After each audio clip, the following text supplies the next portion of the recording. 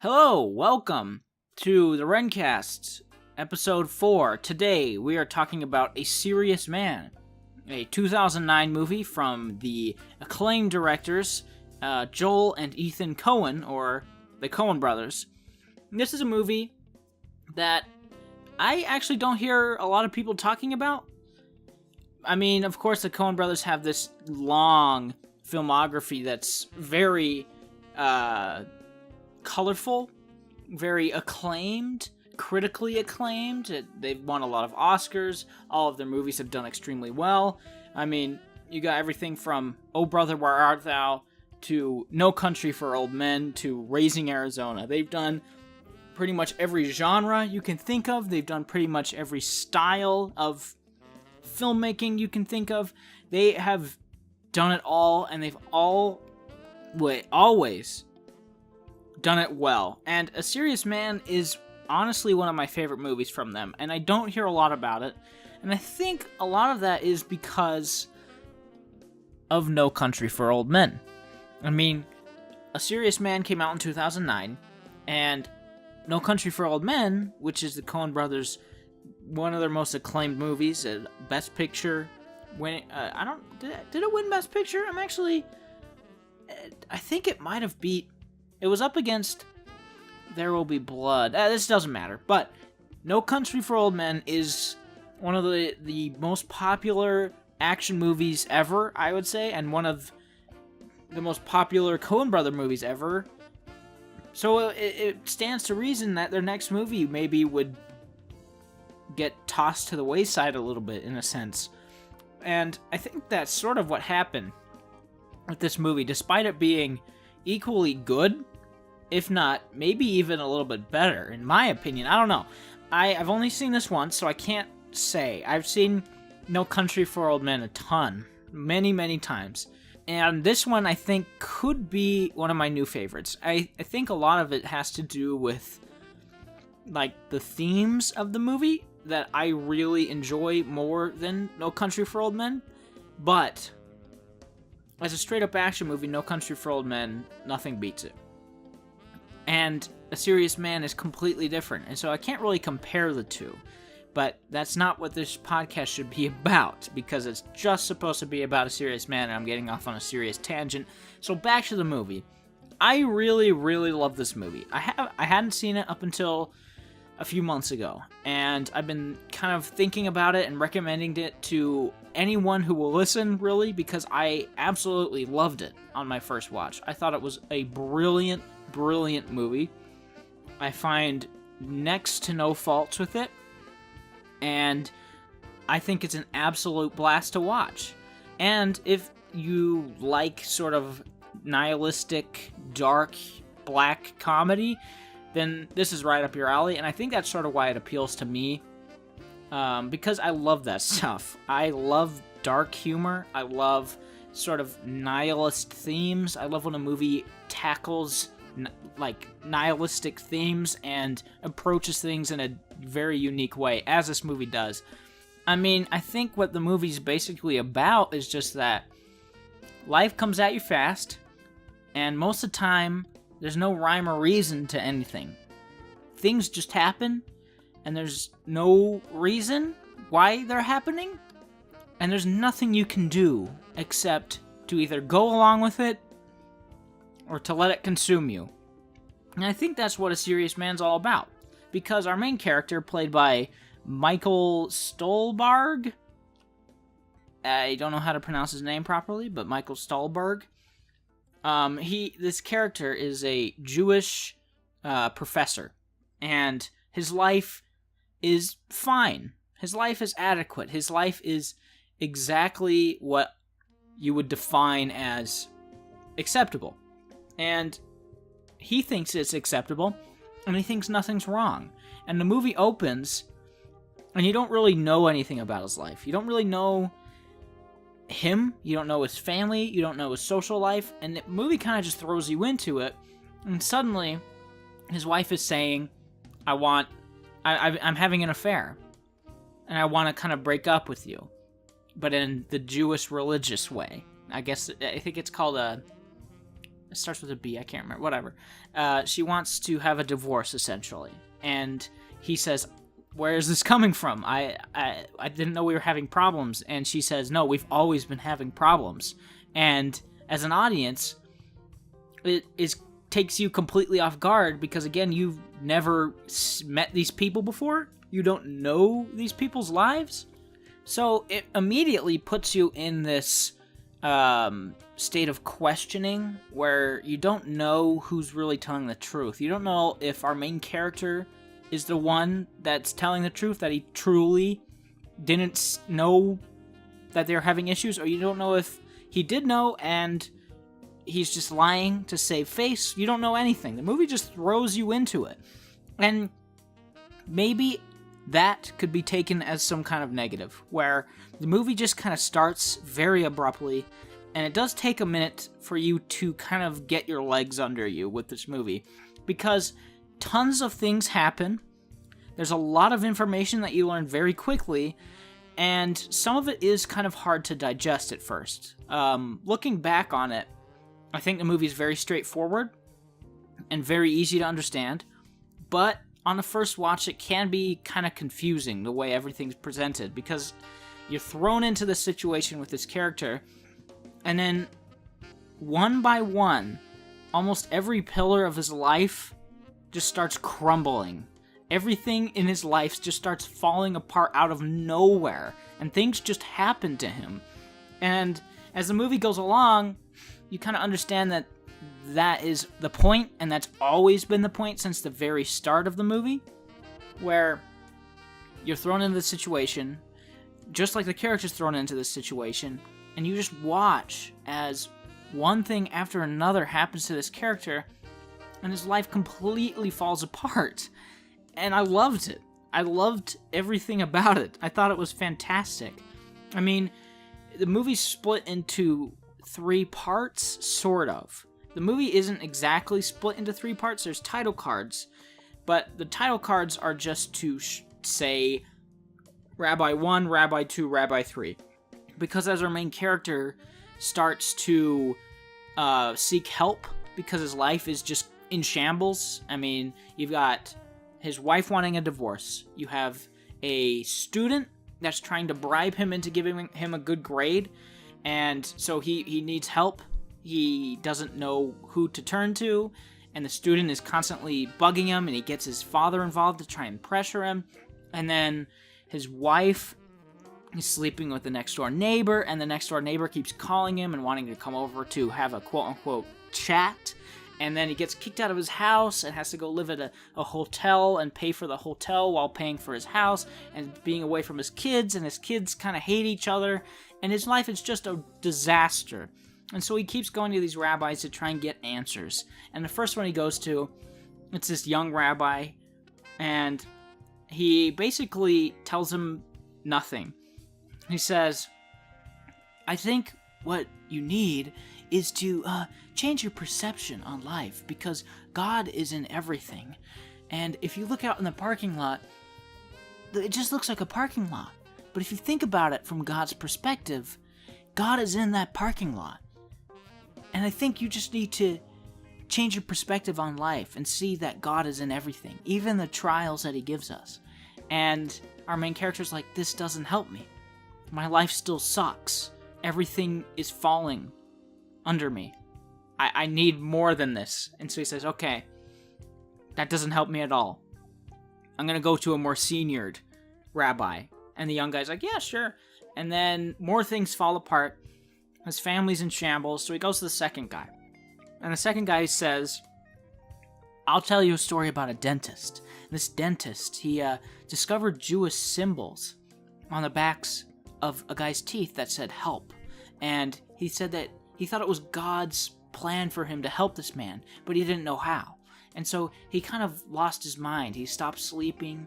He stopped going with his family to things and doing things. He started just being completely focused on helping this man. And that was the story. And our main character says, why did you say that story? It doesn't apply to my life at all. What does this mean? And the rabbi says, I don't know what it means. Yeah, I just wanted to tell you. And so he says, okay, my life still sucks, so I'm going to go to another rabbi. And then, before he goes to another rabbi, his wife and the guy he's having an affair with, the guy gets hit and killed, and he has to pay for the funeral, and he's almost a tenured professor at his college, but somebody is sending him a whole bunch, sending the tenure committee a whole bunch of letters about him saying why he shouldn't get it. And so his life is just descending and descending and descending. And he goes to this third rabbi, and he keeps having a dream about him needing to see this rabbi. And that's going to fix it and provide answers. And he goes to see him, and the guy doesn't even see him. The guy doesn't say a word to him. He basically declines and rejects him. And then the main character's son has his bar mitzvah. And he goes to see the third rabbi that the main character wanted to see, and he was completely high while he was doing it. And so the third rabbi, is whatever he's telling him, just goes over the kid's head, and he doesn't learn anything. And then the movie ends with the kid witnessing a tornado hurling towards his school, and the movie just ends. And I wanted to stand up and clap, but it was 2 a.m. and I was in my room. So I said, yeah, I'm not going to do that. But I think this movie's fantastic. It sounds very dark. It sounds very morbid. And it is. But the movie plays it off with this great black comedy. There's some really hilarious sequences in here. And it's just the way that the Coen brothers execute it. I think if this was handled by a different filmmaker, you could have easily made this an incredibly serious drama where you watch this character, just his life fall apart, and you watch his psyche crumble. And it could have been a really serious, affecting movie. And in a sense, it still is, but the way the Coen brothers frame it, the way that they execute it, they make it entertaining. They make watching this guy's life fall apart really entertaining. And as you go away from the movie, you think about all these nihilistic themes that it has, and you think about how kind of bleak the movie's outlook on life is. And when you're walking away from the movie, you go, that was really dark. And you don't really think about it while you're watching it because of how hilarious the movie is. There's so many sequences where I was laughing hysterically. There's a great sequence where the main character's having a chat with his wife and the guy that she's cheating on him with. And the guy is like holding his hands and like leaning forward and talking to him very softly. And he keeps like putting his hands on top of his hands. And every once in a while, the shot will just cut to a close-up of the hands, and then a cut to a close-up of the main character looking at the hands. And every time it happened, I laughed so hard that I could barely breathe. It was so funny. And the whole movie's like that. I love it. I think everything is fantastic. Everything from the themes to the filmmaking. I mean, the Coen brothers are...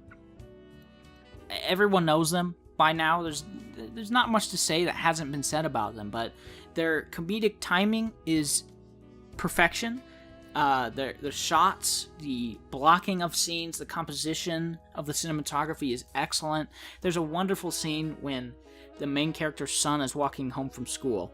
And there's no music playing, he's just walking, and the shot's tracking him down the road, and without any music alerting you to what's happening or the shot moving very much, you just hear a door open, and in the background of the shot you see a door open, and this fat kid just start running out of it.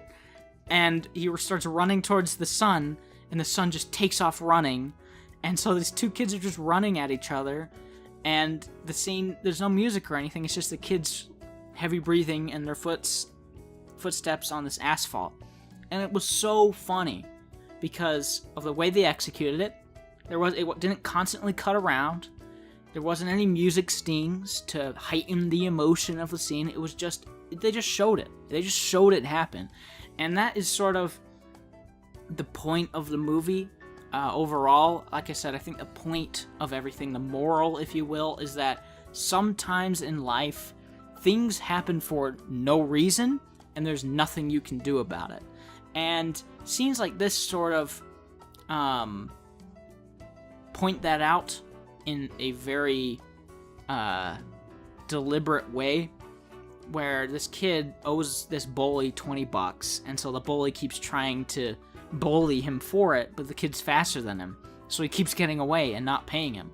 And he has $20 in this radio that he's going to give him, and then the radio gets confiscated, and he goes to try and find the radio, and it's not in the drawer that the teacher left it in, and so he never gets him the money, and the bully just keeps running after him. So it's an ongoing joke throughout the movie where you just see the kid running to the door and going inside, and the bully in the background, like, dry heaving because he's out of shape and just walking off sadly towards his door. And I think it seems like these that play a big role on the themes of the movie, because it seems like these that are sort of a metaphor for life itself, where things just happen. And there's nothing you can do about it. And there's no music sting to alert you to something that's happening. It just happens. It's abrupt. Life is abrupt. And the movie highlights that idea very well. Everything in the movie just happens. Sometimes you don't see things happen. Somebody just tells you that it happens. Like, for example, our main character, his brother is living at home, and for the first 30 minutes of the movie, when he's living at his home, you never see him. He's just perpetually in a bathroom, and then you find out that he's working on this formula to predict probability, and so he can win at gambling.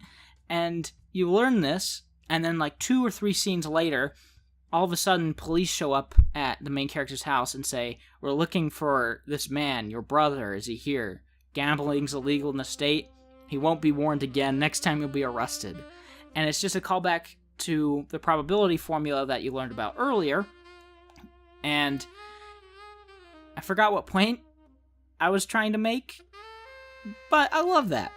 I think it's great. I think it's really great script writing, and it's really great filmmaking in general, because in a lot of movies, you learn something like that, and then the next scene, something happens with that, and it's just sort of trying to beat you over the head with what it's trying to say. But this movie doesn't do that. This movie plants some ideas here and there in the first act, and then they kind of bring some back later and pay them off, and sometimes they don't, and it makes it more unpredictable. And this movie is very unpredictable. You have no idea where it's going. But it makes it work, I think, even better, because it feels more real, where in real life, things don't pay off. If you set something up to happen later in life, sometimes that doesn't happen. And I think that's great. I think the script here sort of makes this movie. I mean, the execution as well, I think, makes the movie, but the script is perfect. I have no issues with the script at all. I think it's amazing writing. I think the characters are all incredibly well written. I think the jokes are sharp and awesome. I think the editing of the movie actually does a lot for this as well, where the script is written as if everything happens very quickly. There's a lot of scenes that are cut really quickly, and characters are sort of talking fast and then interrupting each other, and other characters are talking over other characters, and then other characters will come into the room and talk over them, and more characters will come into the room and talk over them, and it gives it this confusion and this overload of information that happens in life a lot, where people just kind of show up and loudness happens, and it can be overwhelming. And I think the editing and the script really makes that work. I think the script is great. I think the editing is great. I think the filmmaking is great. The performances are all amazing. The characters are all well written. The story is interesting. The themes, the thematics, the morals, if you will, are incredibly interesting and rich. It's amazing. I have nothing bad to say about this movie. Absolutely nothing. There's a weird prologue at the beginning that doesn't tie to anything. But other than that, I think this movie is as close to perfect as it can be. So if you haven't seen this, I implore you to do so. It's on Netflix, so you can check it there. It's free if you have Netflix. So go watch it. Definitely go watch it. This is one that I would highly recommend. I loved every instance of it. Every minute, every frame of the movie is incredible. And just for future reference here, as I'm recording this podcast on September 9th, the Coen brothers have a movie coming out for Netflix, a quote-unquote Netflix original called The Ballad of Buster Scrooges, or something like that. And I'm really looking forward to that. So if you haven't seen A Serious Man, or you don't know who the Coen brothers are, do yourself a favor, watch A Serious Man, watch the Coen brothers filmography. Almost everything that they've done is amazing. So yeah, True Grit, A Serious Man, No Country for Old Men, Oh Brother, Where Art Thou, Fargo, Blood Simple. Go check all of them out. Go just check the Coen brothers out, because everything they do is amazing. So that's it. That's all that I'm gonna talk about on this podcast episode 4. So I'll see you next time. Goodbye.